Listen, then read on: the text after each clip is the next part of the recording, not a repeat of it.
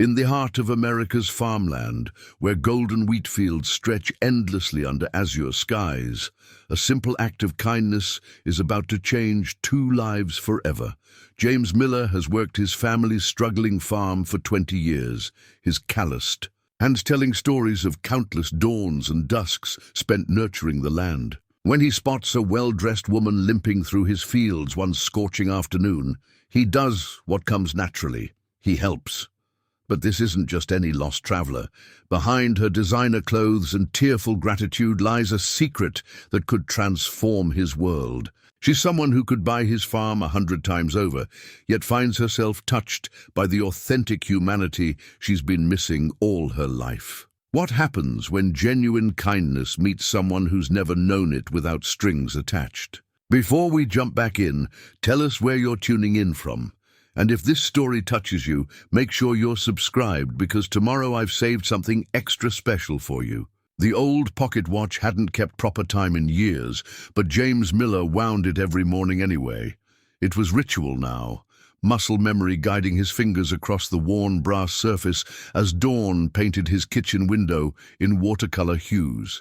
His grandfather's initials, TM, had nearly faded from the back, but he could still feel them under his thumb. 5:15, earlier than most, but that's what the land demanded. He tucked the watch into his shirt pocket, letting its familiar weight settle against his chest as he moved through the quiet farmhouse. Coffee first, strong and black, the way his father taught him. The kitchen's ancient percolator sputtered to life, its rhythm matching the subtle creak of floorboards beneath his boots. Through the window, the first hint of sunrise illuminated his wheat fields, 200 acres of responsibility stretching toward the horizon. The good Lord hadn't blessed them with rain in 3 weeks, and the crops were showing it. Another dry season might be the one that finally broke them. Dad, Emily's voice still heavy with sleep, drew his attention. His 17-year-old daughter stood in the doorway, already dressed in work clothes, her dark hair pulled back in a practical ponytail. "You're thinking too loud again," James managed to smile. "Thought you were sleeping in today? It's Saturday." "Can't sleep when I can hear you worrying from upstairs." She moved to the coffee maker, pulling down 2 mugs from the cabinet. "Besides, those college applications won't fill themselves out." The mention of college twisted something in his gut. Emily's guidance counselor had called last week. His daughter was top of her class, a natural for agricultural science programs, the kind of programs that cost more money than a struggling farmer could dream of providing. "We'll figure it out." "Sweetheart," the words felt hollow, but he said them anyway.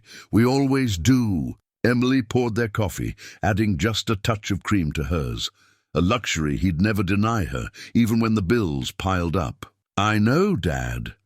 That's what Millers do, right? Figure things out." He watched her sip her coffee, seeing shadows of her. Mother in every graceful movement. Sarah would have known what to do about college. She'd always been the practical one, planning 3 steps ahead while he focused on keeping the farm running day to day. 5 years since cancer took her, and he still found himself turning to share thoughts with empty air. The morning routine continued in comfortable silence. Emily checked weather reports on her phone while James reviewed his ledger, a battered notebook filled with columns of red ink. The irrigation system needed repairs, the tractor was making sounds it shouldn't, and their last decent harvest felt like a distant memory. But Millers had worked this land for 4 generations. His grandfather used to say the soil was mixed with their blood, and on mornings like this, James believed it. The watch ticked softly in his pocket, marking time the way it had for decades of dawns just like this one. "Time to wake up the world," he said finally, draining his coffee cup. Emily nodded, understanding the old family phrase. It meant more than just starting the day's work. It meant facing whatever challenges came with the same quiet determination that had kept the farm alive. Through dust bowls and downturns, together they stepped out onto the porch. The sun had cleared the horizon now, turning the wheat into a sea of gold.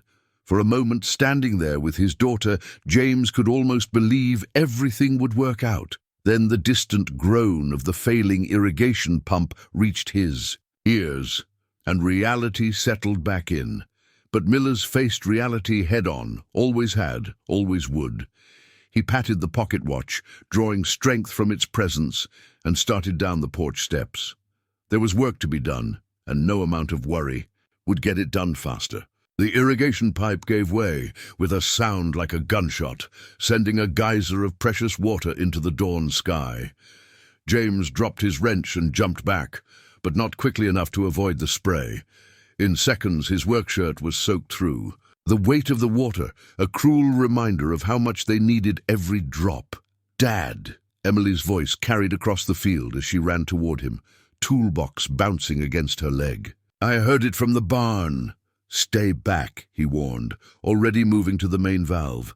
The metal was hot under his hands. The pump had been working too hard for too long. He'd known that, had been babying it along for months because they couldn't afford the repairs. Now they couldn't afford not to fix it. The valve groaned but turned, cutting off the flow. Water drained from the broken pipe, creating a muddy pool around his boots. James stood there for a moment, doing the math in his head. Parts alone would cost more than they had in the emergency fund. Emily set down the toolbox and stood beside him, both of them studying the damage.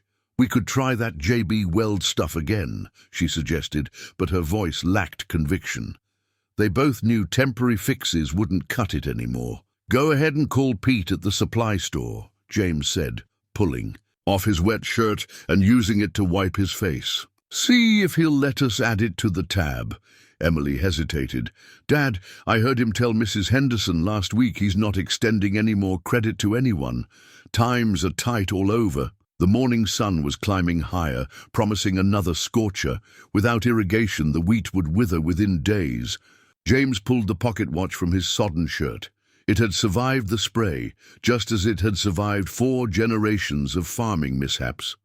The brass felt warm against his palm, like it was trying to offer comfort. "Might be time to call Uncle." "Marcus," Emily said quietly. James stiffened. Marcus had left the farming life 20 years ago for a real estate career in Chicago. Every Christmas, he sent cards suggesting James think about his options and consider the development potential of the land. The thought of calling him for help burned worse than the summer sun. A glint of metal caught his eye, an unfamiliar car on the county road, its sleek lines out of place among the dusty pickup trucks that usually passed by. It slowed near there. A gate then continued on. Probably lost, James thought. The GPS apps were always sending city folks down their road by mistake. "I've got some savings," Emily offered. "From the farmer's market stand last summer. That's your college money." James shook his head firmly. "We're not touching that. It's not enough for college anyway." There was no bitterness in her voice, just the same quiet acceptance he'd heard in his own father's voice during hard times.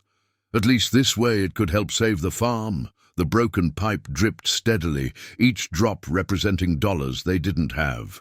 James knelt and opened the toolbox, more to have something to do with his hands than from any real hope of fixing the problem. The tools inside were well worn, some handed down from his grandfather's day. Like everything else on the farm, they carried the weight of history. "We'll figure something out," he said, the words automatic now. "Go ahead and start the morning feed. I'll see what I can rig up here." Emily squeezed his shoulder before heading toward the barn. James watched her go, noting how she walked with her head high despite everything. Sarah would be proud of how their daughter had grown up, too fast maybe, but strong. The distant car had turned around and was passing by again, slower this time. Through the dust on his truck's window, James caught a glimpse of what looked like an expensive suit in the driver's seat. Then the car was gone, leaving him alone with the broken pipe and the morning sun beating down on his shoulders.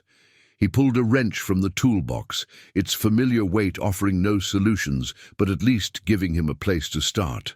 Sometimes that was all you could ask for, a place to start and the stubbornness to keep going. The sun had climbed to its full height when James heard the cry. He straightened from his work on the pipe, squinting across the wheat field. Through the golden stalks, he caught a flash of blue, too bright to be natural, too smooth to belong. "Here, hello?" A woman's voice, tight with panic. "Is anyone there, please?" James set down his wrench and started walking, his boots leaving tracks in the dry earth. As he drew closer, the scene came into focus. A woman in a tailored blue suit, one expensive-looking shoe in her hand, the other still on her foot. She was trying to balance on one leg while examining something on her calf. "Ma'am?" he called out, not wanting to startle her. "You all right?" She turned, relief flooding her face. Up close, she was younger than he'd expected, maybe early 40s, with dark hair escaping what had probably been a neat bun that morning. Despite her disheveled state, something about her bearing spoke of boardrooms rather than barns. "Oh, thank God," she breathed. "I'm so sorry to intrude, but I think something bit me." James closed the distance between them, noting how she tried to maintain her dignity despite her obvious distress.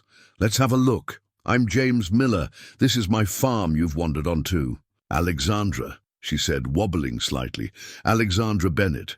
I was trying to find a place to turn around when my GPS stopped working. Then I felt this sharp pain." She gestured to her leg. "Here, let's get you sitting down first." James glanced around, then shrugged off his work shirt, leaving him in his t-shirt. He spread the shirt on the ground. "It's not exactly a church pew, but it's better than falling over." She hesitated only a moment before accepting his help to sit. Her remaining shoe, James noticed it was the kind his daughter Emily called a Louboutin, the ones with red soles that cost more than his monthly fuel bill, sank slightly into the soft earth. "May I?" he asked, kneeling beside her. At her nod, he gently examined her calf. "Ah, there's your trouble. Just a tick. Common enough out here." Alexandra's face paled. "A tick?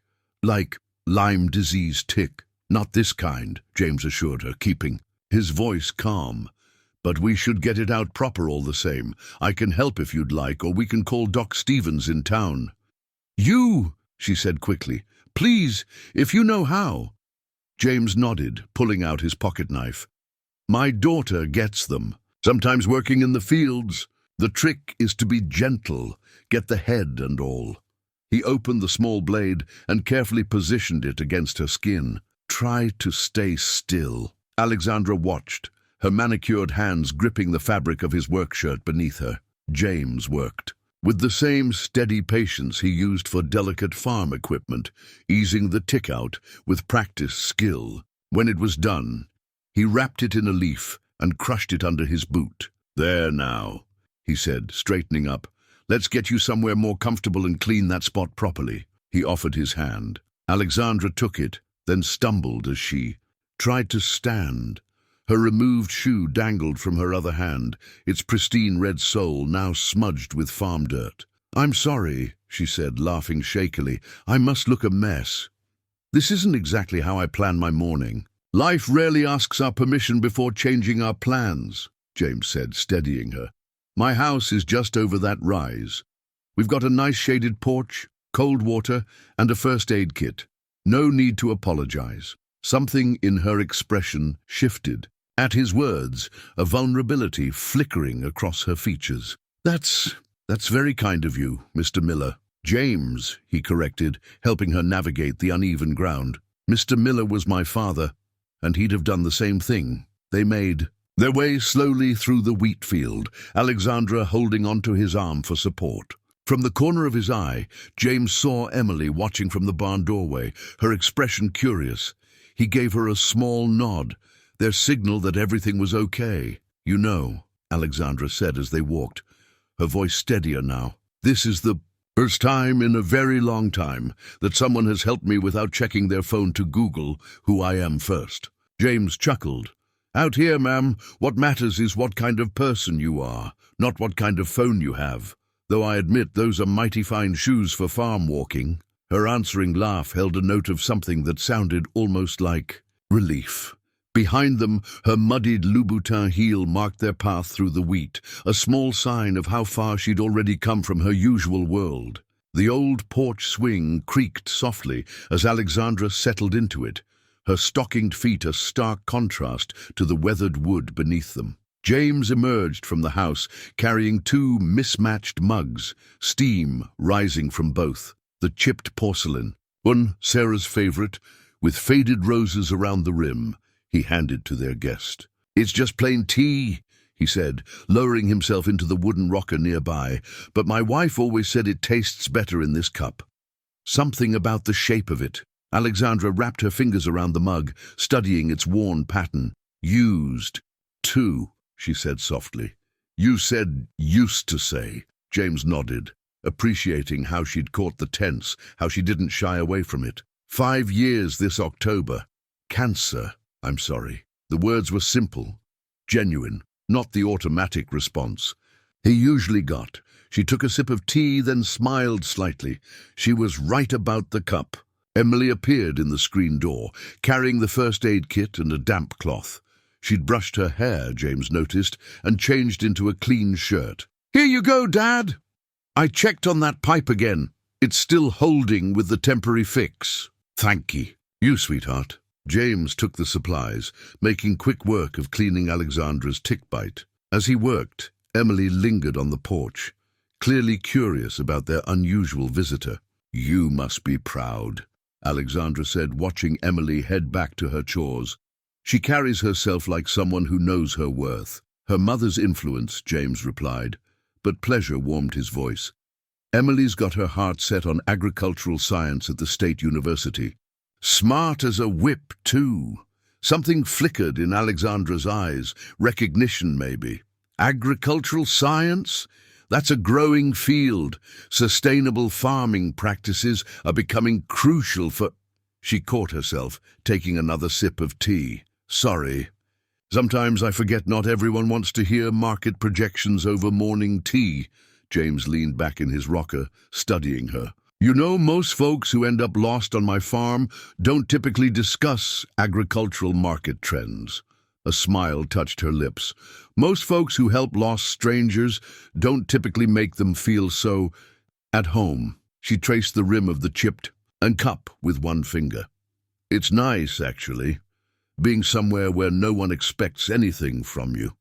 The morning sun had climbed higher, casting dappled shadows through the old maple tree onto the porch. A comfortable silence settled between them, broken only by the distant sound of Emily's voice as she talked to the chickens, a habit she'd had since childhood. "Sometimes," Alexandra said finally, her voice thoughtful, "I think we forget how to just be. Where I come from, everything's a transaction. Every kindness has a price tag." She paused, looking out over the wheat fields. "When was the last time you took a day off, Mr. Miller?" "James," he reminded her, "and I suppose that depends on what you mean by off. Land doesn't know it's Sunday." She nodded, understanding. "But you love it, the work, I mean. It's not just obligation." "It's in my blood," James agreed, patting his pocket where the watch rested. 4 generations of millers have worked this soil. When you work the same land your grandfather's grandfather worked, it becomes more than just a job. Even when it's breaking your back, especially then." He smiled, remembering something. "My father used to say the land knows who loves it. Sounds like nonsense to most folks nowadays." Alexandra set down her empty cup, the chip catching the morning light. "It doesn't sound like nonsense to me. It sounds like..." She paused, choosing her words carefully. "It sounds like something real, something honest." A comfortable silence fell between them again. In the distance, the irrigation pump groaned, a sound that usually made James wince, but somehow, in this moment, it felt less urgent. The morning's panic over the broken pipe seemed to have drifted away like morning mist, though he knew it was just waiting to settle back in. "I should call my driver," Alexandra said finally, but she made no move to reach for her phone. "I've imposed on your kindness long enough." "Kindness isn't something you run out of by using it," James replied, the words coming naturally.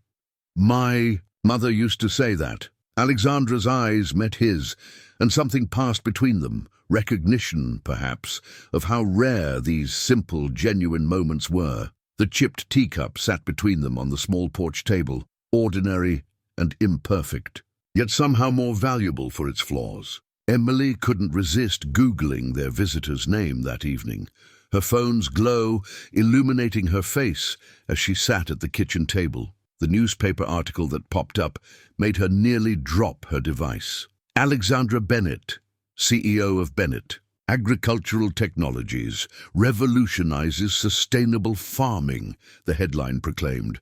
The photo showed their morning visitor in her natural habitat, sleek conference room, perfect suit, commanding presence. "Dad," she called out, voice uncertain. "You might want to see this." James looked up from the bills he was sorting, reading glasses perched on his nose. "What's that, sweetheart? That woman today? The one with the tick?" Emily turned her phone around.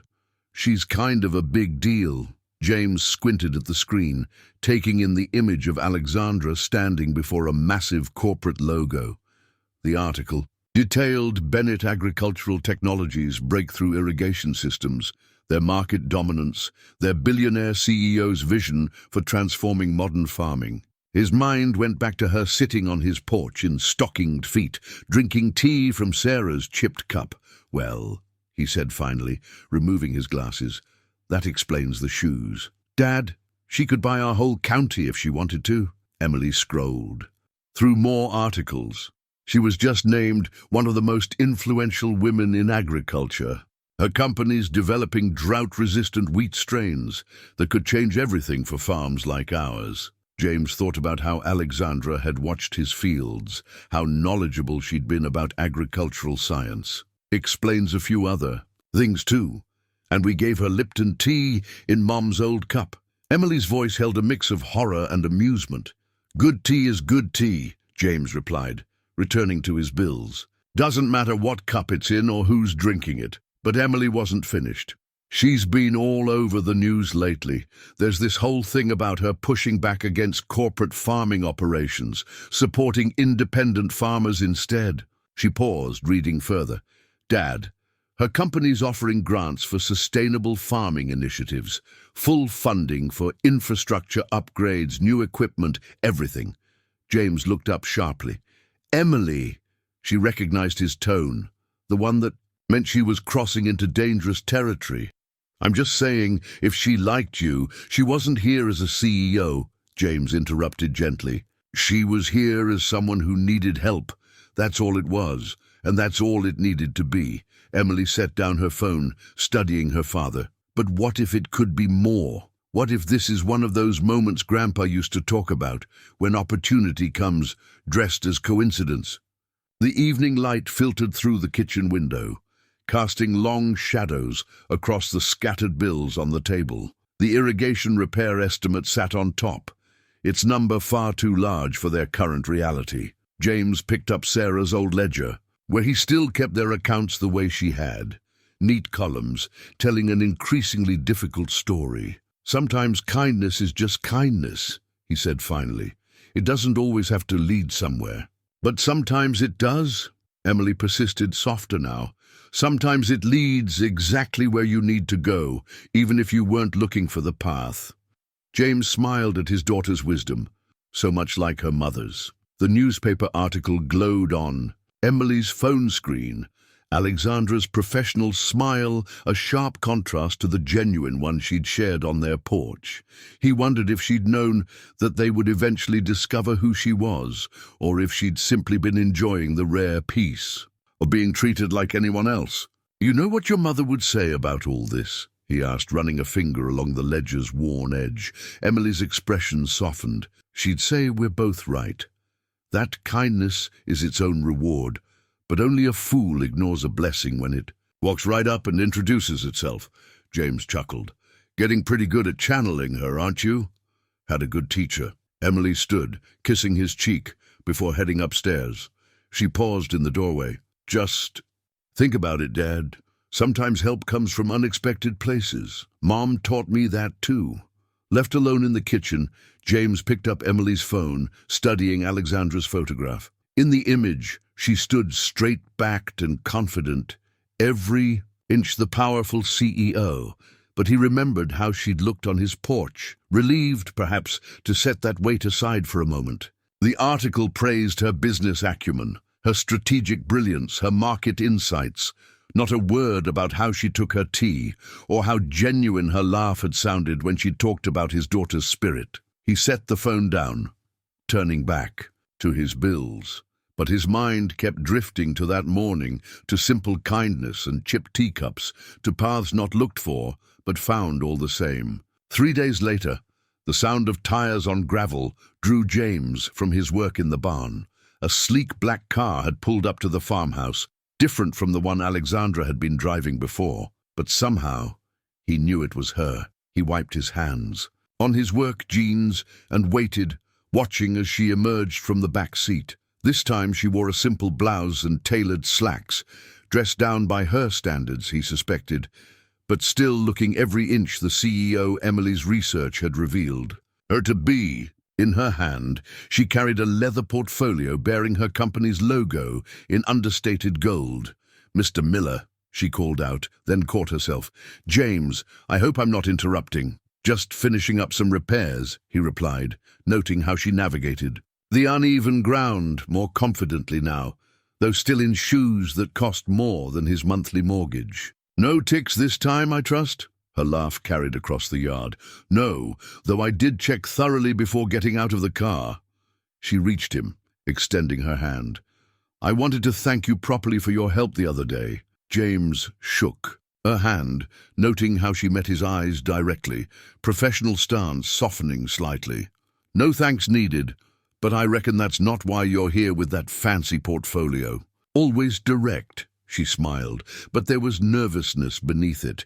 "May we sit somewhere and talk? I have something I'd like to discuss with you." He led her to the porch again, where the swing still hung and Sarah's chipped teacup sat washed and ready in the kitchen.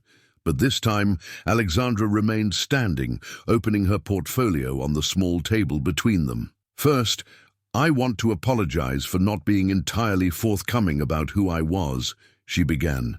"No apology needed," James interrupted gently. "You were just someone who needed help. That's all I needed to know." Something flickered in her eyes, surprise perhaps, or relief.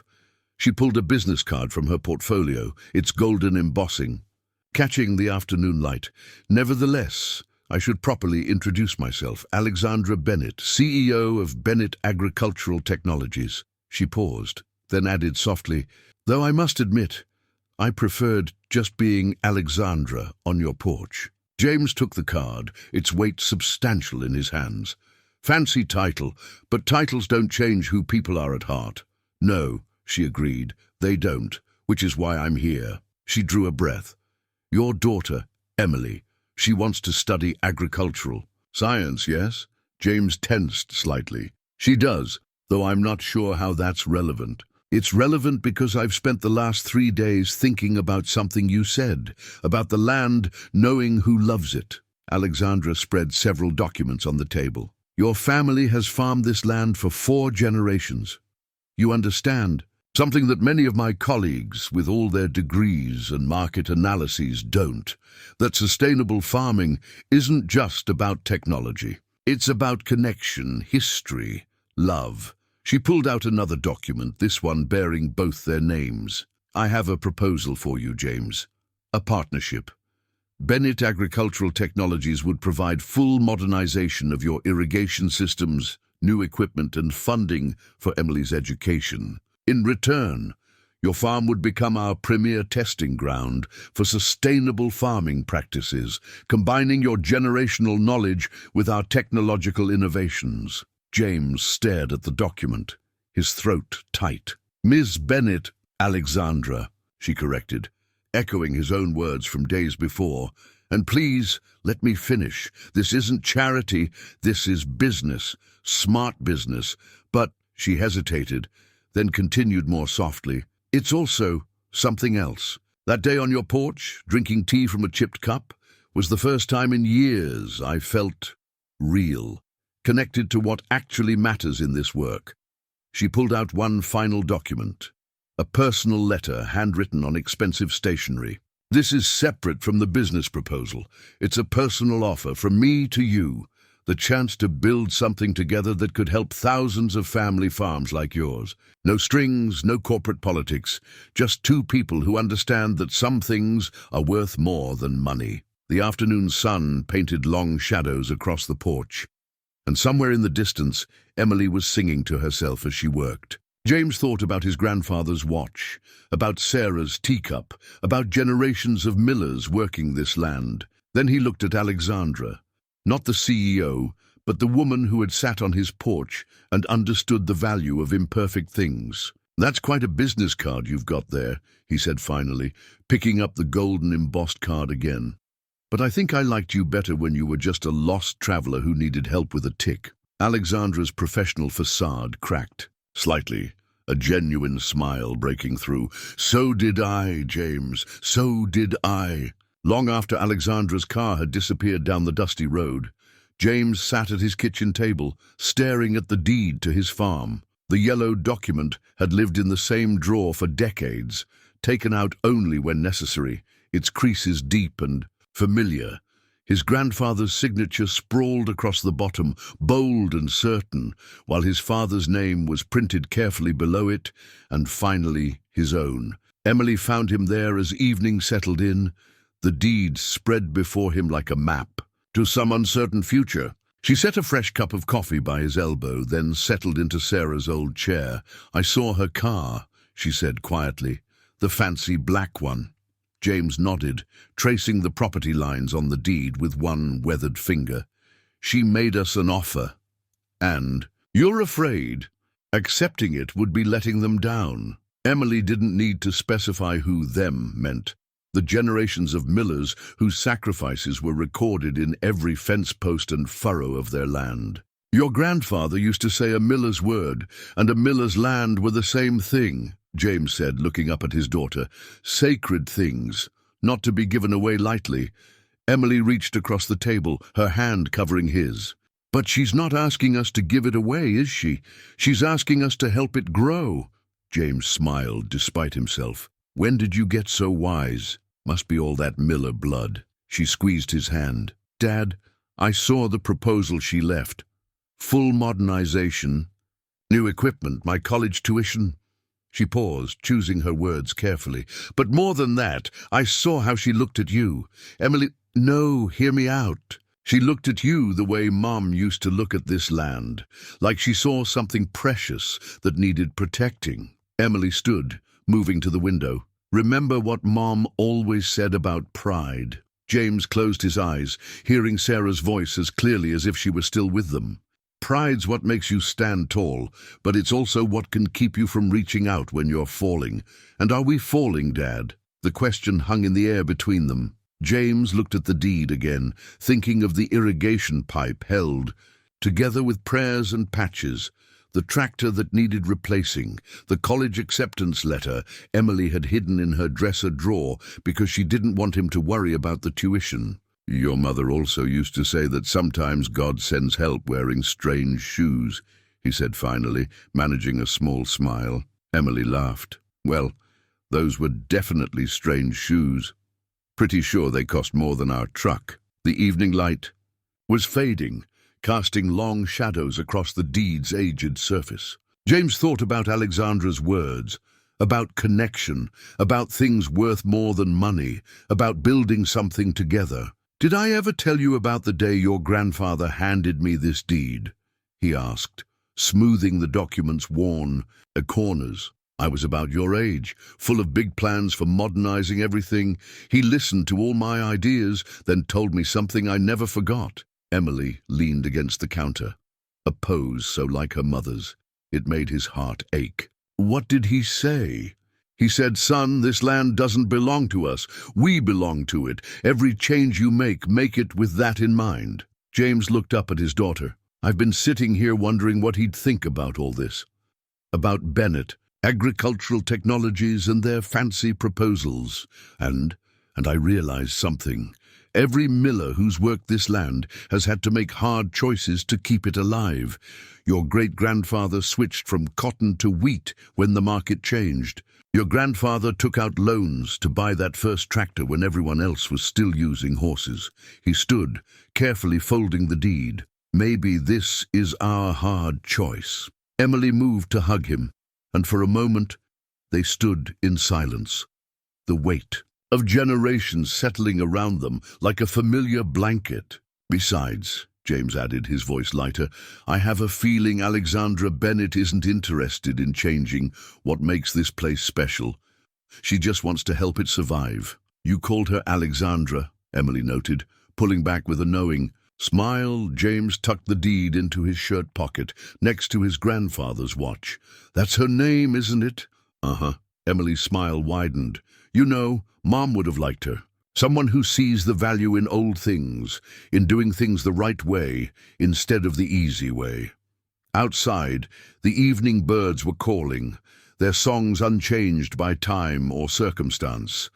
The land stretched out before them, golden in the setting. Sun, waiting as it had always waited, not for someone to change it, but for someone to help it thrive. The tomatoes from James's kitchen garden sat like jewels on Alexandra's fine bone china plate, bright red against stark white, farm-fresh simplicity meeting corporate elegance. She'd insisted on bringing dinner to the farm, but hadn't expected James and Emily to contribute their own offerings from their modest garden. These are incredible, Alexandra said, taking another bite.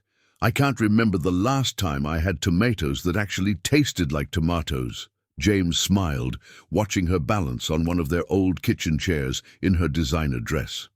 She'd arrived with containers of catered food from what was probably Chicago's finest restaurant, but it was Emily's homemade bread and his vegetables that kept drawing her attention. Secrets in the soil, he explained, cutting into his own tomato, and talking to them a bit. Plants like conversation, same as people. Dad tells stories to the vegetables while he works, Emily added, grinning. Mom used to say that's why everything grows so sweet.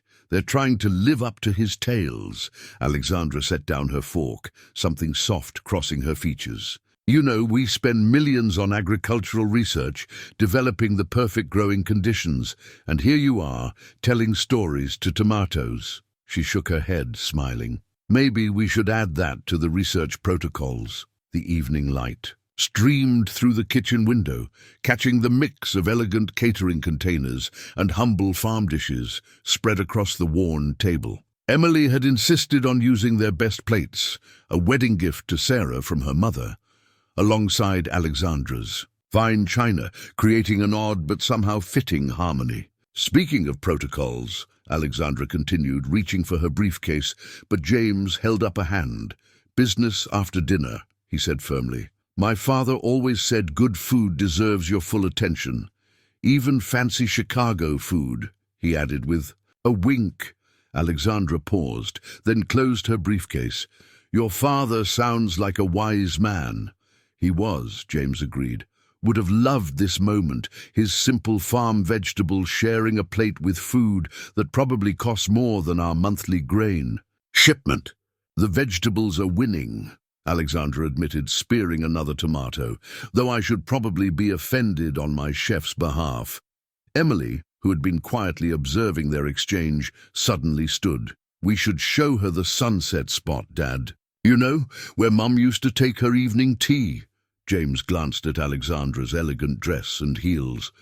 It's a bit of a walk through the field. I came prepared this time, Alexandra said, reaching under the table to pull out a pair of practical boots.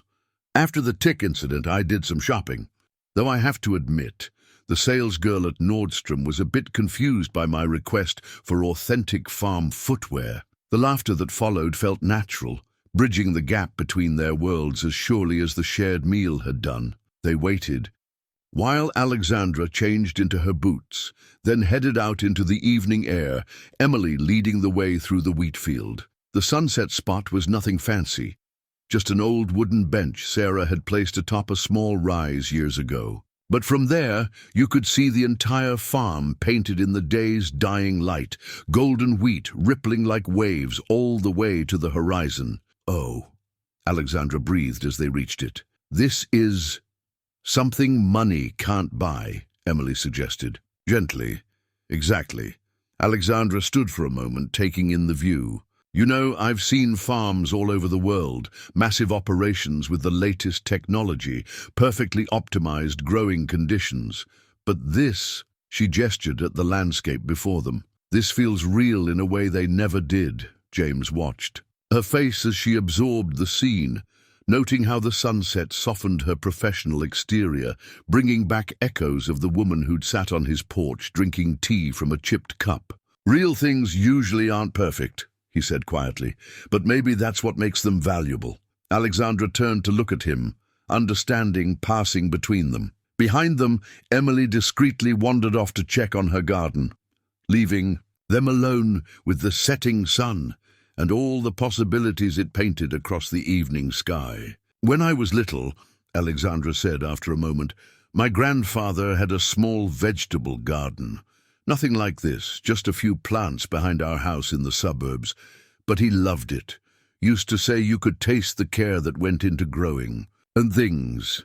She smiled at the memory. "I never understood what he meant until tonight." James thought about the tomatoes on her fine china, about old stories and new boots, about bridges built with simple things. "Sometimes," he said, "understanding takes its own sweet time, like growing tomatoes." Her laugh carried across the wheat field, real and unguarded, belonging to neither the CEO nor the lost traveller, but to someone new, someone being grown, perhaps by evening conversations and shared meals on mismatched plates. The viral post appeared on a Tuesday morning, a grainy photo of Alexandra in her farm boots, walking through James's wheat field at sunset. The caption read, "Breaking, billionaire CEO Alexandra Bennett spotted at small family farm. Sources say she's been making regular visits, romance or hostile takeover, story developing." Emily discovered it first, her phone buzzing with notifications from friends before she'd even finished her morning chores. By noon, the story had spread to major news outlets, each adding their own speculation to the mix. Business reporters focused on Bennett Agricultural Technologies' stock price jump. Entertainment blogs spun it as a real-life fairy tale. Agricultural forums debated what it meant for independent farming. James learned about it from Pete at the supply store, where he'd gone to pick up parts for the irrigation repair. "Quite the celebrity now, aren't you?" Pete said, sliding the local paper across the counter. There on the front page was a photo of his farm. "Whole town's talking about it. Betty at the diner says she's worth billions." James stared at the headline, "Local farmer catches billionaire's eye." The article beneath was filled with quotes from anonymous sources, describing Alexandra's visits, speculating about corporate takeovers and romance, painting pictures that bore little resemblance to the quiet conversations they'd shared. "It's not what they're making it out to be," he said firmly, folding the paper and tucking it under his arm. Pete shrugged. "Never is with papers. But Jim," he leaned forward, lowering his voice, "people are worried. These big corporations, they come in talking partnership, end up owning everything. Alexandra's not like that." The words came out sharper than James intended. "Alexandra, is it?" Pete's eyebrows rose. "Just be careful, Jim. Not everyone's as straightforward as us farm folks." The drive home was a gauntlet of curious looks from neighbors. James spotted 3 unfamiliar cars parked along his access road. Reporters, probably. His phone had 7 missed calls from numbers he didn't recognize. Emily met him at the gate, her expression worried. "Dad, you need to see this." She held up her phone, showing him social media comments scrolling past. Some were supportive, others suspicious, all of them assuming things about his life, his relationship with Alexandra, his intentions for the farm. "Your mother always said gossip was the devil's radio," he muttered, pushing open the gate. "Alexandra called," Emily said, following him toward the house. "She sounds pretty shaken up. Her board of directors is demanding an emergency meeting." James stopped, turning to his daughter. "Did she say anything else?" "Just that she's sorry. That she never meant for this to happen." Emily hesitated. "Dad, some of the things people are saying about her using us for publicity, about you being after her money. People who matter know better," James cut in, but his voice was gentle. "The rest can think what they want." Inside, he found more missed calls, including one from his brother Marcus. There was also a text message from Alexandra. Can we talk? In person? This isn't how I wanted any of this to go public. James sat heavily in his kitchen chair, the viral post still glowing on Emily's phone screen. The photo, though grainy, had captured something real. The way Alexandra's professional guard had dropped, the natural way she moved through his fields. Now, the comfortable space between them as they walked, but the comments beneath it twisted everything, turning something genuine into fodder for speculation and judgment. "What are you going to do?" Emily asked softly. James pulled out his grandfather's. "Watch, it's steady ticking, a reminder of simpler times." Then he picked up his phone and typed a response to Alexandra. "Come to the farm. The sunset spot, 7 p.m. Just you, no drivers or assistants. We'll figure this out." Emily read the message over his shoulder. "The press will probably be watching. Let them," James said, his jaw set. "This farm has weathered worse storms than nosy reporters. Besides," he managed a small smile, "your mother also used to say that the truth has a way of outlasting lies." "And what is the truth, Dad?" James looked out at his fields, at the land that had supported his family for generations. He thought about Alexandra's laughter on his porch, about tomatoes on fine china, about bridges built between worlds that seemed so far apart. "The truth," he said finally, "is that sometimes the most valuable things grow in unexpected places, like your garden tomatoes, or—" He paused, choosing his words carefully. "Or friendships that don't make sense to anyone but the people in them." Emily squeezed his shoulder, understanding. Outside, another car slowed as it passed the farm, probably another reporter hoping to catch a glimpse of their story. But the real story wasn't in their grainy photos or speculative headlines. It was in the quiet moments they hadn't captured, in choices made over chipped teacups and sunset conversations, in the careful tending of something as fragile and promising as a new spring planting. The board meeting agenda sat in front of Alexandra like a formal indictment. Item 1, discussion of CEO's recent activities and public image. Item 2, risk assessment, Miller Farm investment. Item 3, strategic communications plan. Each line felt like a subtle rebuke of the genuine connection she'd found at James's farm. Miss Bennett, Harrison Wells, the lead director, adjusted his gold-rimmed glasses. "While we appreciate your interest in hands-on research, the board has concerns about your personal involvement with the Miller property." Alexandra noted how he said property instead of farm, as if reducing James's generations of history to a simple asset on a spreadsheet. The conference room's floor-to-ceiling windows offered a spectacular view of Chicago's skyline, but all she could think about was the sunset from James's wooden bench. "My involvement with the Miller farm," she emphasized the last word, "is precisely what our company needs. It's giving us direct insight into the challenges facing independent farmers." "That's not how the press is spinning it," Regina Matthews, another board member, slid several tabloid headlines across the polished table. "They're calling it Beauty and the Farmer. Our stock price is volatile. Competitors are suggesting you've lost focus." "I haven't lost focus," Alexandra said firmly. "I found it." Meanwhile, 60 miles away, James faced his own tribunal at the monthly Farmers Association meeting. The community center's fluorescent lights cast harsh shadows as his neighbors voiced their concerns. "What happens when Bennett Ag owns half the county?" Tom Henderson's voice carried across the room. "They'll control prices, water rights, everything. No offense, Jim, but your girlfriend—" "That's enough, Tom." Mary Chen, who owned the farm adjacent to James's, stood up. "We all know Jim. 4 generations of Millers have worked that land. If he says this partnership is good for all of us, I'm inclined to listen." Back in Chicago, Alexandra spread out her own documents, not corporate projections or risk assessments, but photos of successful small farms using their technology. "Look at these results. The Miller farm could be our prototype for a new model, supporting independent farmers instead of replacing them." "It's a lovely sentiment," Harrison said, his tone suggesting it was anything but. However, the board needs assurance that your judgment isn't being clouded by personal considerations. Alexandra felt her professional mask slipping. You want to talk about judgment? James Miller taught me more about sustainable farming in one conversation than I've learned in a dozen corporate seminars. He understands something we've forgotten, that agriculture isn't just about efficiency and profit margins. It's about connection, stewardship. Very poetic, Regina said dryly. But we're running a business, not a poetry club. At the farmers' meeting, James stood to address his neighbors. I understand your concerns. Change is always scary. But Alexandra, Ms. Bennett, she sees something worth preserving in farms like ours.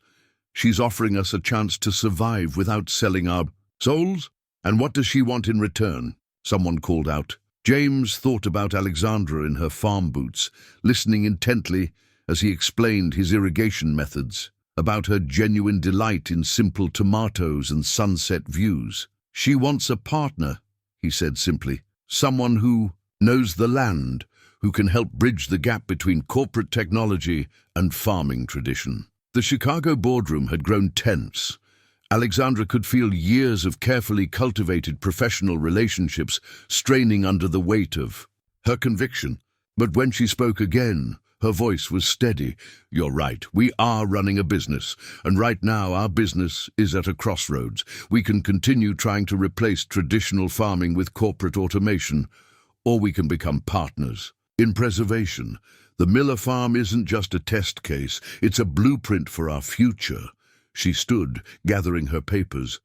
I've spent my career building this company's reputation for innovation. Now I'm showing you the most innovative path forward, and you're afraid to take it because it doesn't fit your conventional corporate narrative. Harrison leaned forward.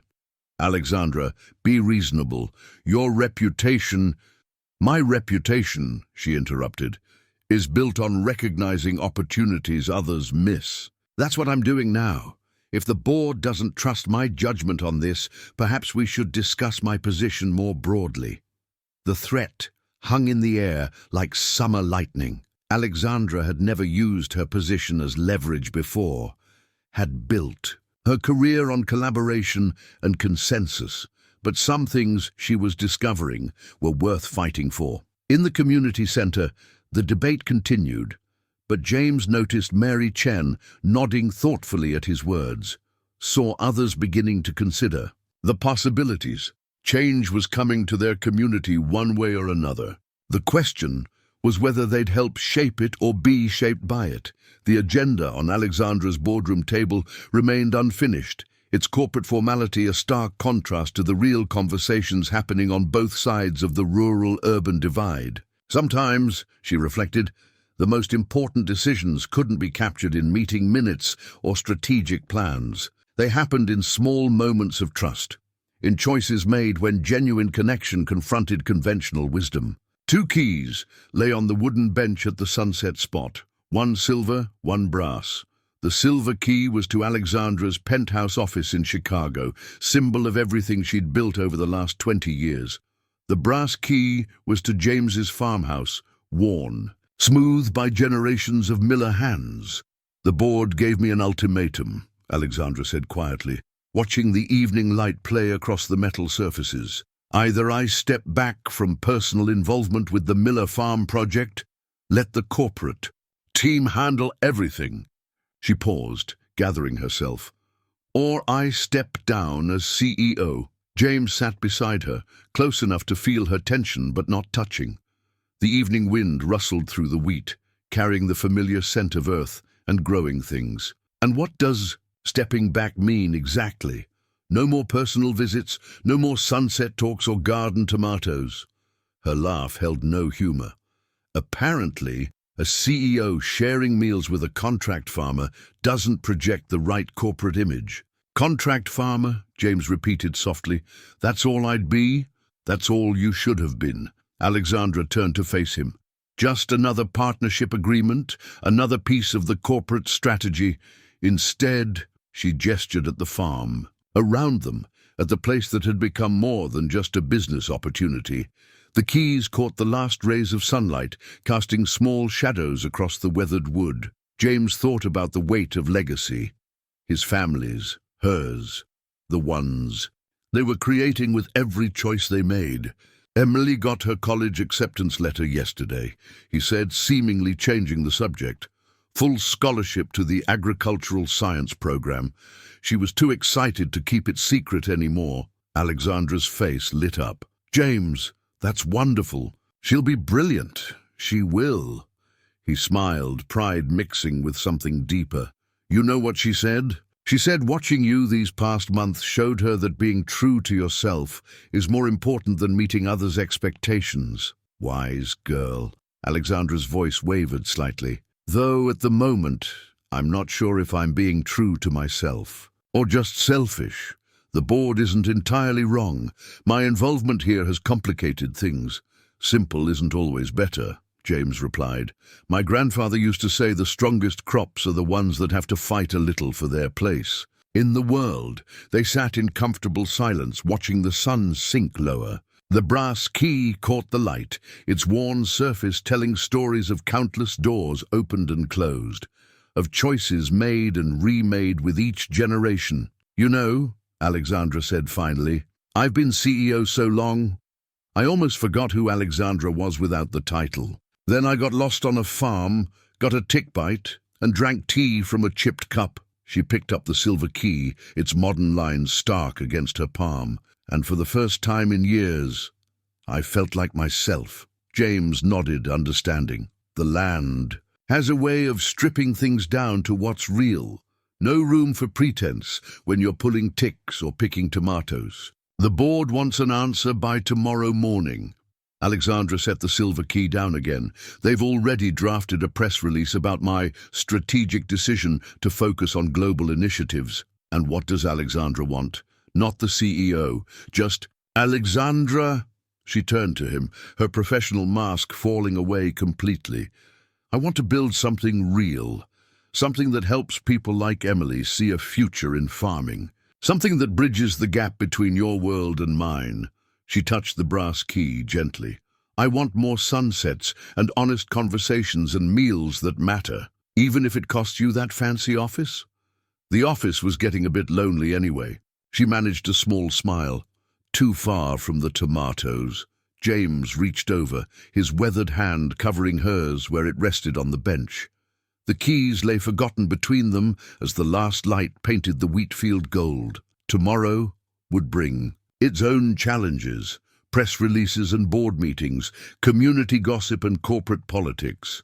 But here, in this moment, two people from different worlds had found something genuine enough to fight for. You know, James said softly, there's always room for one more Miller on this farm, even if she does wear fancy shoes sometimes. Alexandra's laugh carried across the field, real and unburdened. Below them, the farmhouse lights winked on, Emily's shadow moving past windows that had welcomed 4 generations home. The keys gleamed. In the gathering dusk, one representing everything Alexandra had been, the other offering a door to everything she could become. The old family album lay open on Alexandra's desk, its pages spread beneath the sleek corporate lighting of her office. James had given it to her that morning, a collection of faded photographs documenting 4 generations of Miller farmers. But it was one particular image that held her attention. A snapshot from 1987 showing James's father shaking hands with a distinguished-looking man in a business suit. A knock at her door interrupted her study. Ms. Bennett, Mr. Chen is here. To see you. Alexandra looked up, surprised. Michael Chen, one of her oldest board members, had been conspicuously quiet during the recent debates. Now he stood in her doorway, his usual formal demeanor softened by something she couldn't quite read. Is that Robert Miller? He asked, gesturing to the photograph.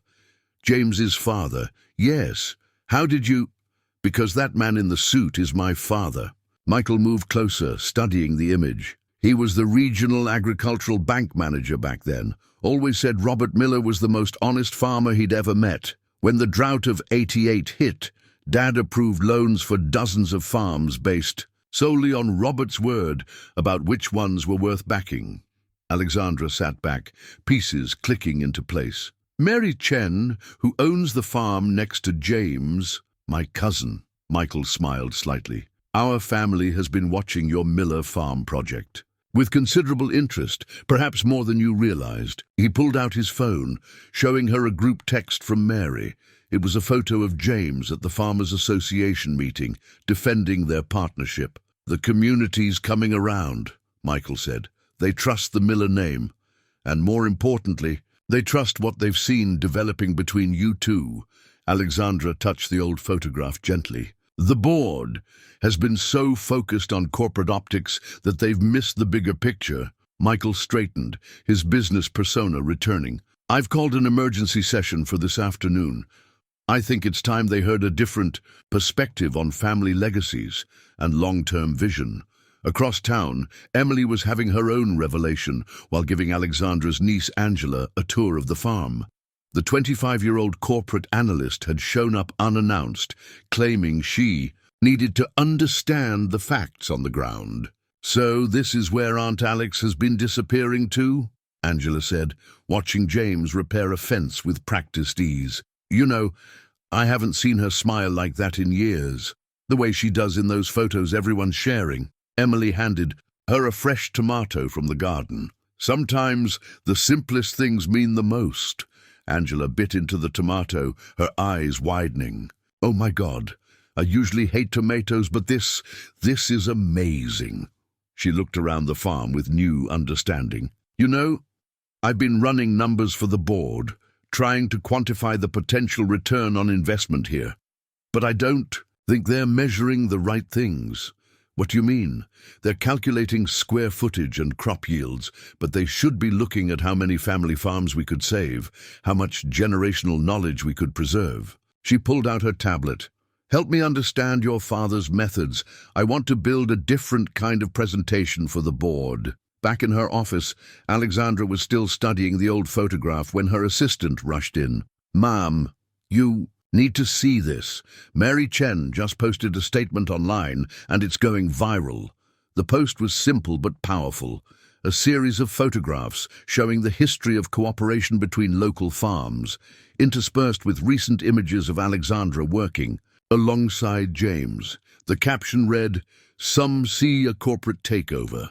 We see a return to what made American farming strong. Partnership, innovation, and respect for the land. The Miller-Bennett project isn't threatening our way of life. It's helping preserve it."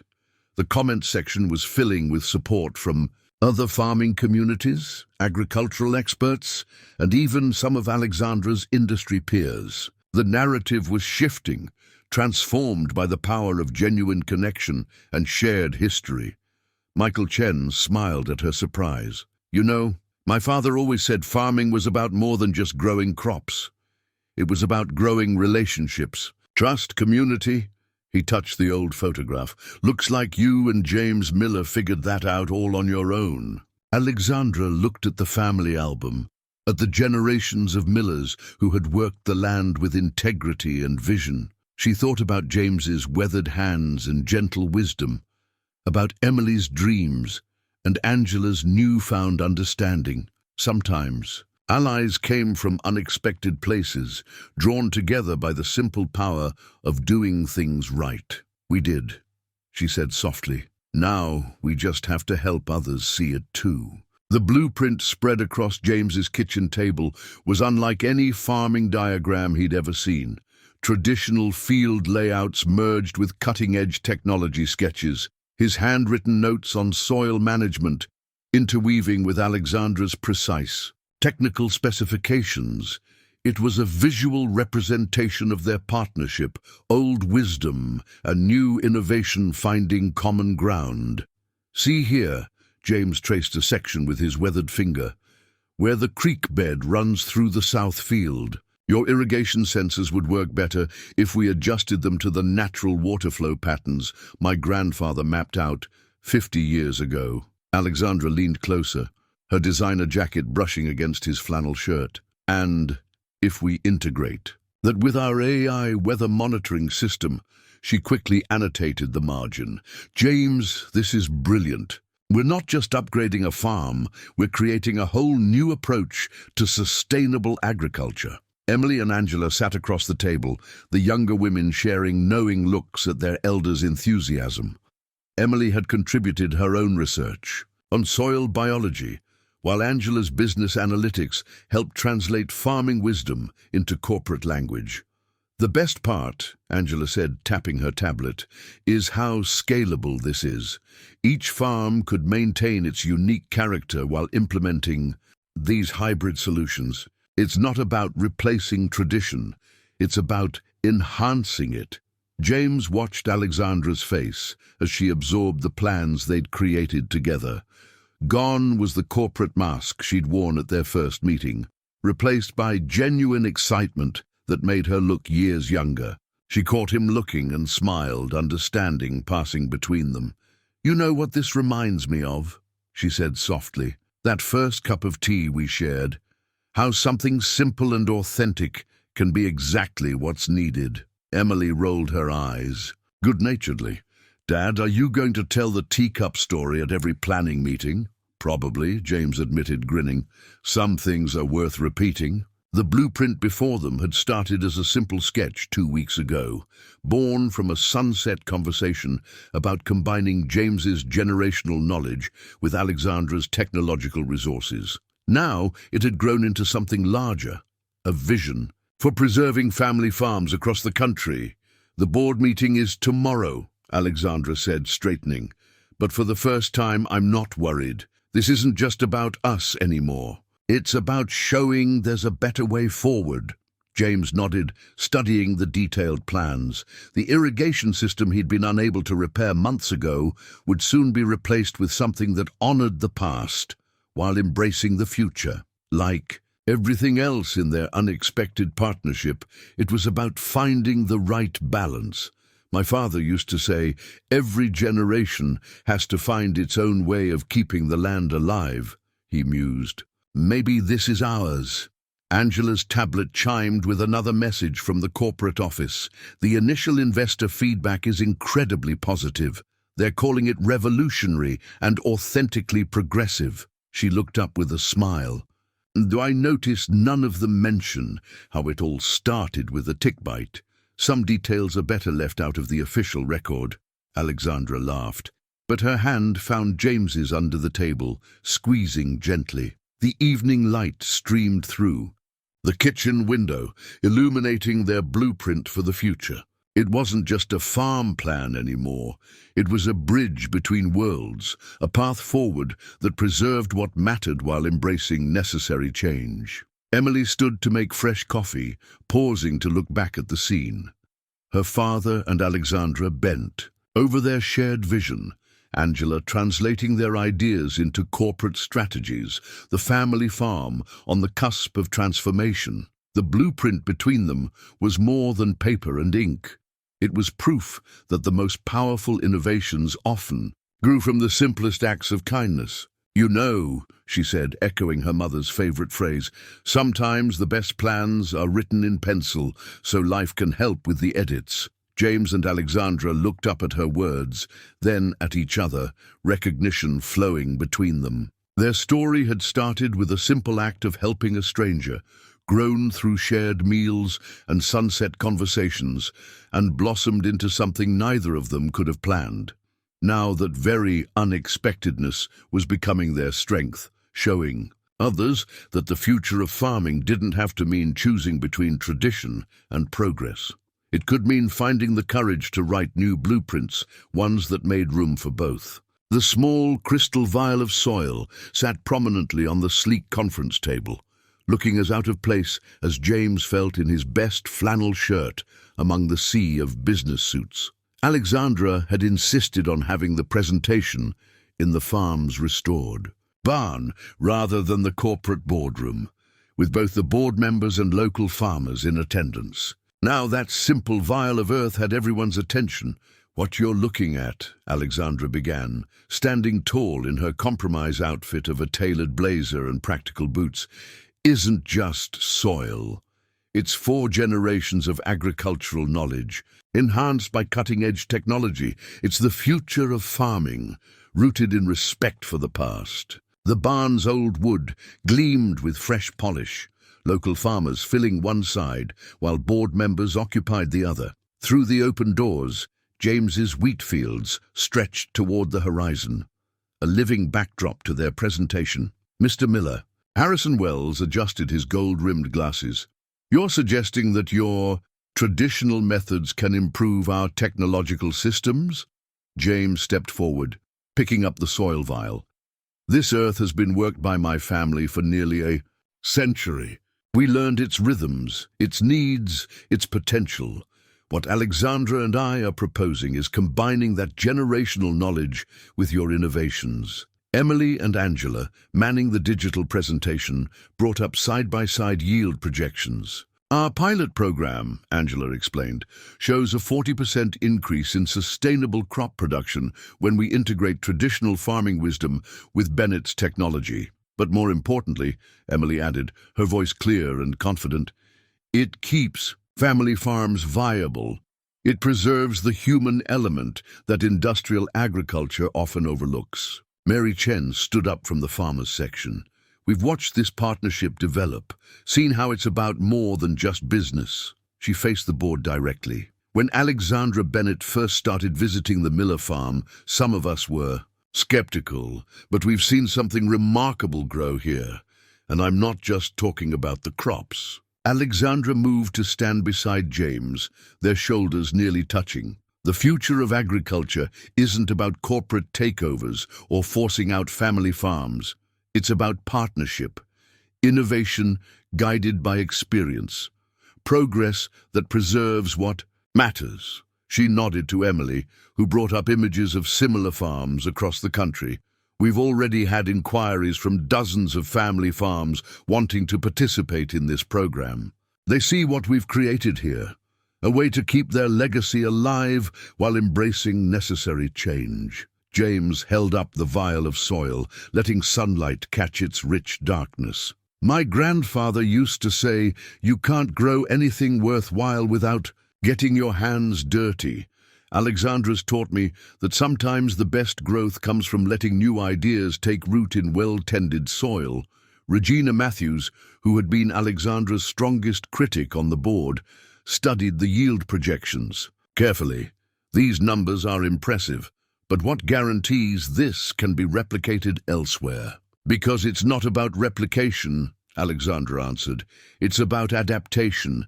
Each farm, each family brings their own knowledge to the partnership. We provide the technology, they provide the wisdom. Together, we grow something better than either could achieve alone. The sun was setting outside, painting the wheat fields gold, the same view that had witnessed so many crucial moments in James and Alexandra's journey. Now it served as witness to another. I move to approve full funding for the Miller-Bennett Agricultural Partnership Program, Michael Chen announced, standing, and to formally acknowledge Alexandra's vision in seeing potential where others saw only profit. The vote that followed was unanimous, but James barely heard it. He was watching Alexandra's face, seeing the subtle shift as corporate victory gave way to personal triumph. She turned to him, their eyes meeting in shared understanding. This wasn't just about business anymore.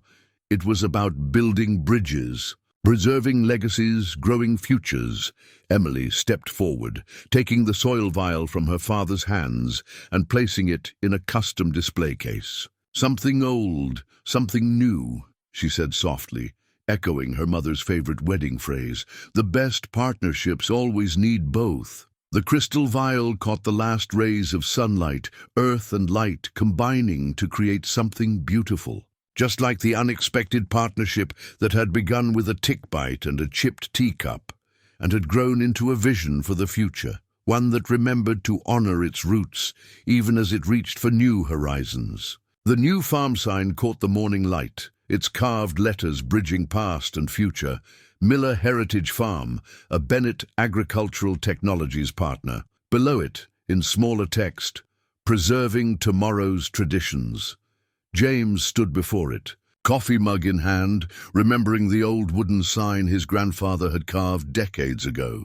This new one, designed by Emily and crafted by local artisans, somehow managed to honor both histories, his family's and the new one they were creating. Admiring our handiwork, Alexandra's voice carried across the dewy grass as she approached. Wearing what had become her signature compromise, designer jeans paired with practical work boots. She'd taken to spending 3 days a week at the farm, maintaining what she called a healthy balance between boardrooms and barns. "Remembering," James replied, handing her his coffee mug, a morning ritual they'd fallen into naturally. "My grandfather would have never believed this, though he might have approved of how we've done it." The morning sun illuminated the changes 6 months had brought. New irrigation systems hummed efficiently alongside heritage wheat strains. Soil sensors transmitted data to tablets while following field rotation patterns established generations ago. In the restored barn, a state-of-the-art educational center prepared to welcome its first group of farming families interested in the partnership program. "Emily called from college last night," James said, watching Alexandra sip his coffee. "She's already talking about expanding the program once she graduates. Says her professors are using our farm as a case study in sustainable agriculture." Alexandra smiled, pride evident in her expression. Angela mentioned that too. The business schools are apparently just as interested. They're calling it authentic innovation, using technology to enhance tradition rather than replace it. They walked together toward the wheat fields, their shoulders brushing comfortably. The morning dew dampened their boots, but neither minded. These quiet moments had become precious, a reminder of how their partnership had begun, with simple conversations and genuine connections. "The board's quarterly review came in yesterday," Alexandra said, pausing to examine a wheat stalk. "Our pilot program has exceeded every projection. 3 more family farms have signed on just this month." "And how many of those decisions were made over cups of tea?" James asked, knowing the answer. Alexandra had taken to carrying Sarah's chipped teacup to meetings with potential partner farms, using it as both a conversation starter and a reminder of where their success had begun. "All of them," she admitted with a laugh, "though I think it's less about the tea and more about what it represents. People can tell when you're offering genuine partnership instead of just a business deal." The morning light strengthened, revealing more of their shared accomplishments. The old sunset bench had been joined by a small series of meeting areas, each designed to encourage the kind of honest conversations that had launched their partnership. The farmhouse kitchen, still home to mismatched plates and simple meals, now regularly hosted gatherings where corporate executives and family farmers found common ground. "Mary Chen asked me something interesting yesterday," James said, taking back his coffee mug. "She wanted to know if we'd ever expected this when you first showed up with that tick bite." Alexandra's laugh carried across the fields. "I'm pretty sure my biggest concern that day was Lyme disease, not revolutionizing agricultural partnerships." "Life has a way of growing things we didn't plant," James replied, echoing one of his father's favorite sayings. They reached the edge of the wheat field, where traditional plantings merged seamlessly with experimental sections. Like their partnership, the boundaries between old and new had softened, creating something stronger than either could have been alone. "You know," Alexandra said softly, "the corporate world keeps asking me if I'm satisfied with my return on investment here." She turned to face him, morning sun highlighting the contentment in her expression. "They never quite understand when I tell them some returns can't be measured in quarterly reports." James understood. Every day brought new evidence of their success, in the thriving crops, in the growing program, in the way their separate worlds had learned to nurture something unique together. The new sign behind them might mark the physical location of their partnership, but the real growth had happened in countless small moments: shared coffee mugs, sunset conversations, and the gradual realization that the best traditions were the ones flexible enough to embrace change while holding on to what mattered most. The wedding bouquet sat in its place of honor at the center of the harvest table, wildflowers and wheat stalks woven together in an elegant arrangement that, like everything else about James and Alexandra's relationship, bridged their two worlds. Around them, the restored barn hummed with celebration, corporate executives mingling comfortably with farming families, all gathered to mark both their marriage and the one-year anniversary of the Miller-Bennett Partnership Program. "Mom would have loved this," Emily said softly, adjusting the wheat stalks in the bouquet. She wore a maid-of-honor dress that somehow worked perfectly with her practical boots. All these different people finding common ground on our farm. Alexandra, who had chosen a simple cream suit for the occasion, touched the wheat stalks gently. "Sarah's been part of this journey from the beginning," she said. That chipped teacup of hers started it all. The program had exceeded everyone's expectations. 37 family farms had joined the partnership, each maintaining its unique character while embracing innovative technologies. The Miller farm had become a living laboratory where tradition and progress grew together, proving that preservation and innovation weren't opposing forces but complementary strengths. "Remember how worried everyone was last year?" Angela asked, approaching with a glass of local wine. She'd left her corporate analyst position to help run the partnership program full-time. Now they're calling it the future of sustainable agriculture. James joined them, his customary flannel replaced with a wedding suit that somehow didn't look out of place on him. He slipped an arm around Alexandra's waist with the easy comfort of someone who had found their perfect match. "Future's a funny thing," he said. "Sometimes it sneaks up on you wearing fancy shoes and asking for help with a tick bite."